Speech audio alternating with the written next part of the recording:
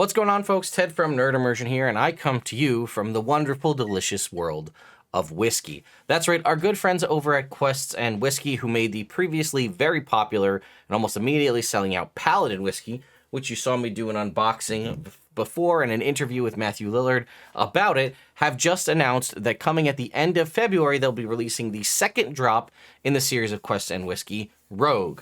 Now, we have seen the symbol for Rogue at the back of the Paladin art book, and I thought I would take you over to their website real quick and just kind of showcase this. Again, $150 is the price of this bottle here. As you can see, a blend of straight bourbon whiskeys. Does it say anything? It just says the same thing on here as it does on the previous one, and it looks like they are... This original Paladin one here was 100 proof. Looks like the Rogue is 98.3 proof. But it says, you don't get much smoother than a Rogue, which made this the perfect follow-up to our first whiskey, Paladin. Quests and returns with the next chapter of our all-original fantasy saga, Dawn of the Unbound Gods, and a whiskey crafted to match. Blended from small batch Kentucky and Indiana 4+ year aged bourbon with rich notes of vanilla alongside bright baked apple/jammy fruit. That's right up my alley. And cooling herbaceous notes to create a balanced aroma and finish. Don't let this Rogue get away.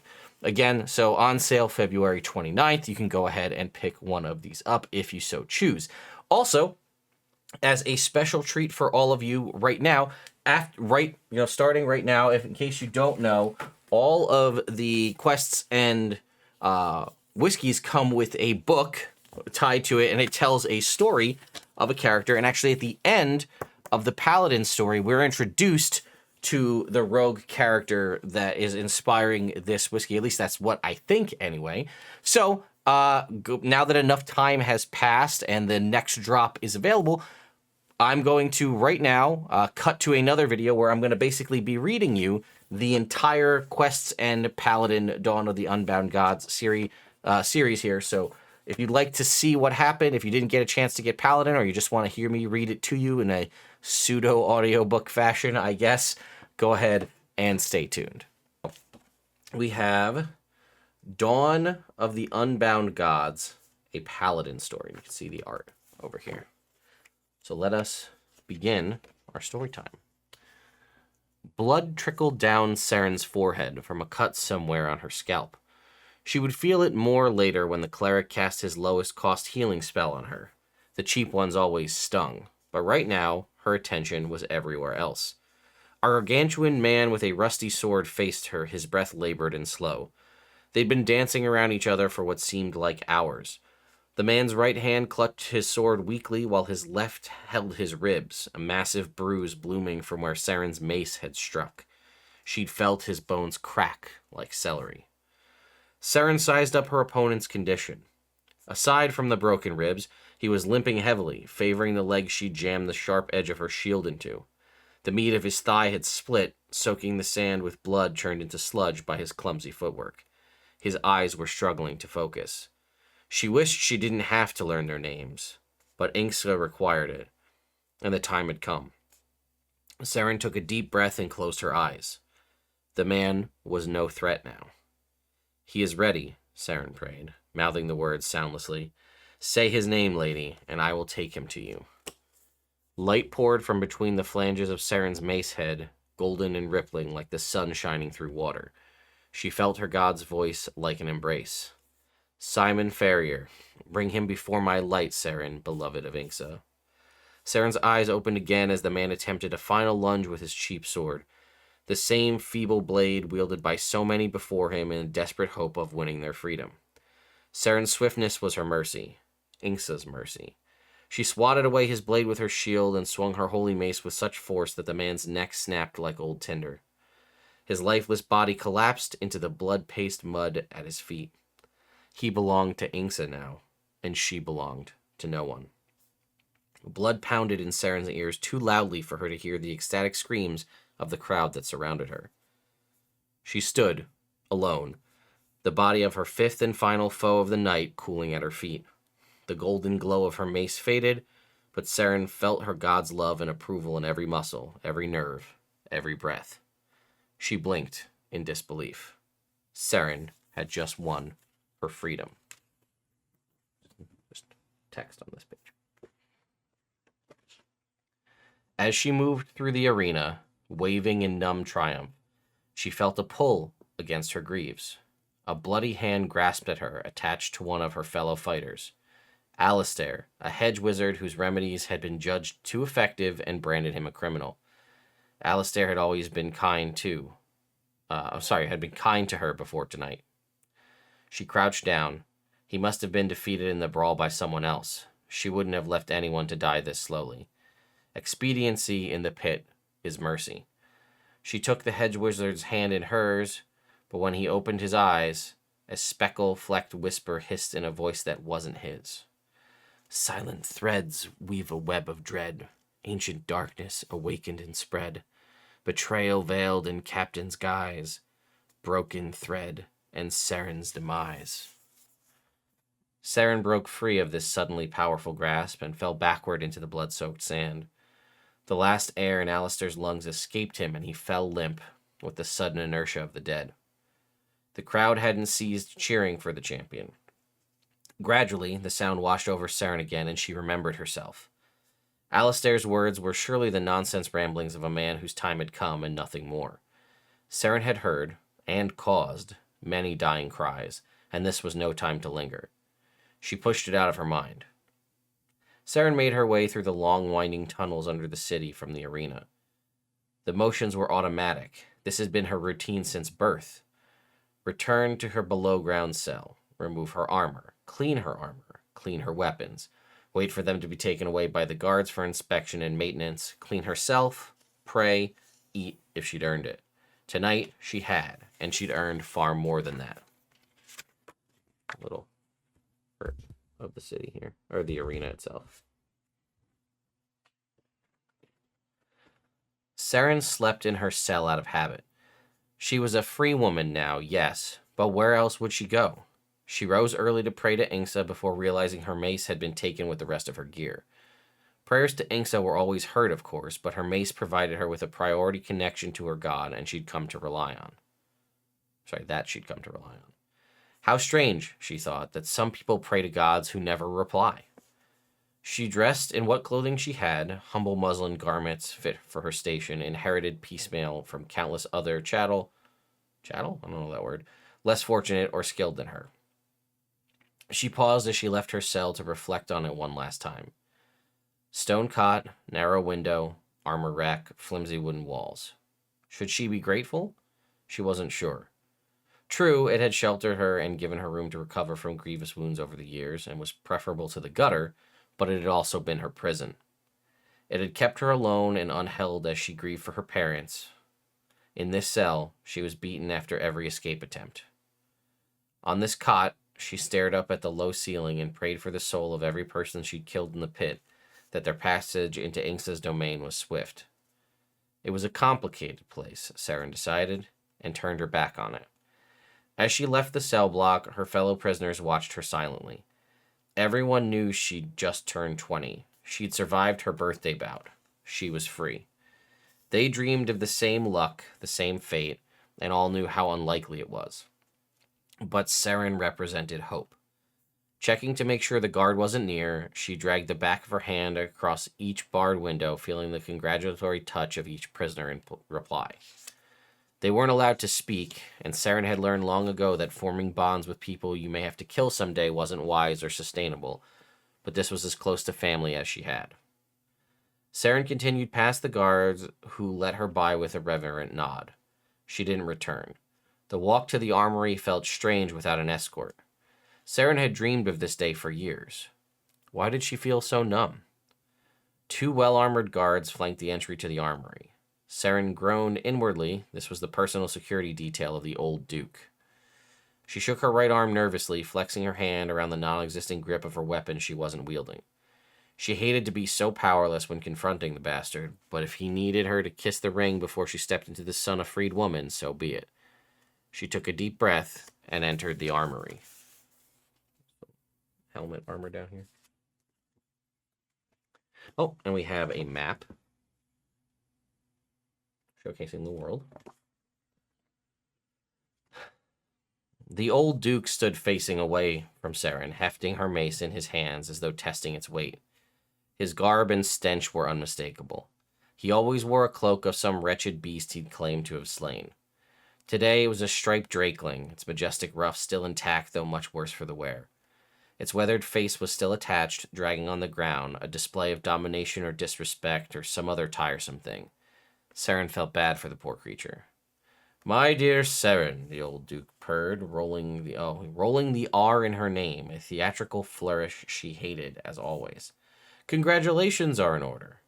Well done, my girl, well done indeed. He was an old man now, the wattle of his neck dangling and the bags under his eyes thick and pronounced. He chased the fashion of a handsomer man, waxing his mustache and sideburns into elegant shapes, but nothing could disguise the avarice in his eyes. Although she was no longer his property, Saren had grown up fearing him, and feared him even now. Your parents would be so proud, he continued, still holding her mace. Saren consciously refused to flinch. Her parents had been his property too. They'd met in the same below-ground tunnels. Saren's mother had gotten pregnant, and the old Duke offered her the horrible choice he gave every slave with a child: end the baby's life before it begins, or allow it to be born and become his property just like its parents. Most mothers did not make the decision Saren's mother had. The story said Saren's mother had paused mid-combat long enough to birth her infant daughter onto the sand, scoop the tiny bloody creature up with one arm, and continue to fight with the other. Saren had yet to decide whether her mother's choice had been the right one. I've always thought of you as my child in some ways, the old Duke said. Your victories and your struggles, I felt them as a proud parent would. In some ways, I suspect I've indulged you as my favorite. Saren cast her eyes down so as not to roll them. This mace, for instance, he stroked it admiringly. Who could have known what you would make of it, the gifts you would receive when I put it in your hand? Technically, Saren had inherited it from her father, but the old Duke had never been one to respect technicalities, and that did not benefit him. I'm a sentimental man, Saren. Your freedom is yours, of course, I keep my word, but it pains me to see you go. I know you will allow me a keepsake to remember our time together. Saren's eyes flew to the mace in his wrinkled hands, then his face. She was too shocked to speak. Surely he didn't mean it. The mace was hers, her father's, her god's. Her bond with Inksa was the only thing she had left. That's a good girl, then, said the Duke. The threat lingering in the air, he whistled for one of his bodyguards. Let's display this in a case in my quarters, he said, handing over her most treasured possession. Something with a nice wooden frame. Have the wizard set wards on it as well, the guard nodded, not meeting Saren's eyes. You can't, Saren whispered. What's that, my girl? His voice chilled as suddenly as the cold wind. Saren swallowed, straightened. That belonged to my father. With a terrible swiftness, the old Duke was in front of her. And who did he belong to, my dear? She couldn't meet his eyes. The reek of his rotten teeth was far worse than anything she'd ever smelled in the pit. It was all she could do to not crumble to her knees. All property at the moment of freedom goes with the free man, she recited. They all knew the terms by rote. For the godless, it was a prayer. Do you know, Saren, that most nobles who oversee the chattel of this city give them no terms of freedom? My generosity is celebrated as one of my greatest qualities. He spat the words into her face. Go with your life and be thankful for it. Don't worry. I require no thanks for the care I've lavished upon you since you were an infant. That you are healthy and thriving is enough for me. When Saren finally met his gaze, his eyes glittered with hatred. He scoffed and brushed past her. You have 2 days to leave the city. These simpletons love a hero, and you'll not become one. She stood for a long time after his footsteps faded, her body shaking with rage and fear. Then we have her stat block. Saren of the Pit. You can see her stats there. A little low on the charisma side as a paladin, but it is what it is. Strength and religion, shield, plate armor, and the light of Inksa mace, which obviously she doesn't have right now. Also, nowhere does it state that this is Dungeons and Dragons, but I think it's meant to be based on what we've seen. But the stat block, I mean. Her former master got one thing right. Anyway, the city welcomed Saren with open arms and open tabs. Her fighting career had spanned decades, and none lived who remembered the last time a child born to the pit had survived to win liberation. Saren traded attempts at an autograph, little more than an X, really, but it sufficed for a never-ending chorus of clinked glasses and salutations. Without her mace, she couldn't feel Inx's eyes on her, and it felt both liberating and wrong. But that was a problem for tomorrow. On Saren's second and final day in the city, the sun rose to a bleak tableau. Collapsed across a wooden table, surrounded by the dregs of her revelry, Saren cracked open a bleary eye. Being awake did not agree with her whatsoever. Being awake did not agree with her whatsoever. She closed her eyes again, groaning. She vaguely remembered the tavern owner reassuring her she was fine to spend the night right where she was. Class act, she thought. Her body didn't respond to her most basic commands, so she decided this rough-hewn, splintered pub table was the most comfortable place in all the world and sank back down towards unconsciousness. A scratching sound rose her again. Surely no tavern would open this early. Saren lifted her head, a Herculean act, and squinted at the solid wooden door next to this offensively bright window. A smooth, extended scraping came from the iron lock. Not the certain click of a key, she knew. She knew well the sound of a key in a lock, but something else. A note of alarm sounded deep beneath the haze of the previous night, but it was not enough to power Saren's basic motor functions. She remained stuck where she was as the knob turned, the door opened, a cursed sunlight poured through, and nothing. The door remained open for a split second, then closed rapidly. Saren couldn't interpret what she'd seen. Invisibility spell, perhaps? But normal security measures included wards against most invisibility and illusory magic, especially in cities, and no tavern keeper in his right mind would skimp on warding. Saren's impaired brain worked the problem with the acuity of a slug baking on cobblestones. As her eyes adjusted, however, she blinked in disbelief. A figure stood before her. How had she not seen him? He didn't materialize like the dropping of a spell. He appeared at the same rate as her eyes adjusted. Dressed head to toe in purest white, his skin and hair the same shade, a tall, lithe elf snuck soundlessly around the bar, rummaging. For a long moment, Saren marveled at this unusual fellow. Slowly, the gears in her head began to turn. "Rare, I hear," she croaked. The elf froze, his pale gray eyes leveling on her with the caution and calculation of a trapped beast. To see a snow elf at all, much less here in the city. The elf straightened to his full height, spare and willowy, like a bare tree in winter. "Drunkards aren't reliable witnesses," he said. His voice was melodic, a croon. "Even ones who fall asleep in taverns and surprise would-be gold liberators like myself early in the morning when no one is about." He let a tiny bit of irony creep into his words, and Saren cracked a grin. She liked him already. "I'm a hero, haven't you heard?" Saren flexed an arm theatrically for his benefit. Must have missed that particular proclamation. His eyes darted to the door. She could see him calculating his escape trajectory. "I wouldn't," she said. Saren sat up suddenly, her eyes locked on his. His body tensed and his hands twitched towards what she assumed were concealed knives. They both sensed danger. "You must understand. I have a job for you." "Don't need a job, hero. That's sort of the point of being a thief." Saren's right hand extended and contracted reflexively, just as it had outside the armory. "A snow elf robbing taverns for whatever scrap folks forgot the night before. Beneath you, I wager." She saw him scowl and knew he agreed. "Help me get back what's mine by birthright, and not only will I forget I ever saw you, you'll earn a favor."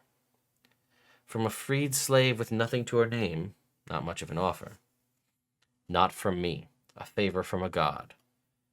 Is that not worth considering?" It was his turn to weigh her. He took in the vein muscle of her bare arms, the scars on her knuckles and face, the steel in her stare. He lingered longest on her eyes. Whatever hatred and fire he found there satisfied him, and he sheathed the knives she hadn't even seen him draw. Depends on the god. And that's the end of Quests and Paladin. It says Dawn of the Unbound Gods will continue. Quests and Rogue. Now, obviously, you can see the logo that will appear on the bottle. Looks like a very cool, like Black Widow style spider with the poison. And then again, that is the next drop that will be happening. Like I said, you see this right here, that kind of shield emblem. It says Quests and Paladin, and that's here. That logo we just saw will be here for the rogue flavor, which will be, or the rogue drop, which will be a different flavor. I'm a fan of the story. The story's pretty cool. I also really liked some of the little in bits of lore, like that low-level cleric spells, like they hurt. Like it's like cheap healing. Like the higher end spells have more like painkiller in them almost. I think that's a pretty cool little bit of history and lore to add to it. So that's pretty neat. So anyway, that was the Quests and Paladin story. Stay tuned for whenever Quest and Rogue comes out. We'll try to get a copy of that and then also read the story of that at some point. So thank you all so much for watching. I'll see you next time.